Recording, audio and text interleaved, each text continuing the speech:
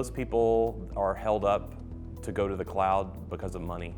Everyone has been budgeting CapEx their whole life, where everything was 90% CapEx and 10% OpEx, and now the new world of finance and IT is 90% OpEx, 10% CapEx.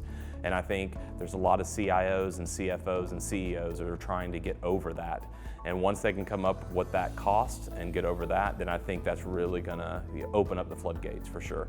The trends that are really impacting the move to kind of Microsoft's cloud workspaces is really the desire for IT to focus more on that end user experience and how they can support their end users and less on the infrastructure. So they're outsourcing a lot of those key components which can take place in the cloud so they can focus on the applications as well as the experience, which ultimately is what's going to drive how people work and how productivity is driven throughout their organizations. Microsoft has moved to Windows as a service today, so that really impacts users, so that makes it much more attractive to do so in the cloud because obviously it's easier to support that in the cloud rather than on physical desktops. So that's really driving a lot of people to look at that, and combined with the new feature of Windows 10 where you have that multi-user support, so it makes it much more attractive financially to do desktops in the cloud. So those two features I think are making a big impact, combined with the fact that it's Microsoft that's doing this and supporting solutions that are coming out from other vendors,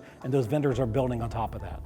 But as we look to grow our business, when we look at where technology and where corporations on the enterprise side are today, they're looking at going from on-prem to off-prem into the cloud. And we see huge growth opportunities as people are looking to migrate to the cloud, right? So with the IGEL relationship, the LG relationship, and the Microsoft WVD relationship, it's a perfect marriage. We really believe that long-term, when people look at security, they look at ease of use, they look at the overall total cost of ownership. Those are the reasons why people are looking to go what they used to know, what they feel comfortable knowing, and going and saying, you know what, we're going to see over the next 3 or 4 years, 30% of what was on-prem going into the cloud. So what I'm getting at is huge growth opportunity. Some of the trends that are affecting our customers around migrating workloads to the cloud typically fall around consumption and operating expenditure conversation. So when we're talking to our customers around what they're trying to drive down for cost, it's usually around operating expenditures.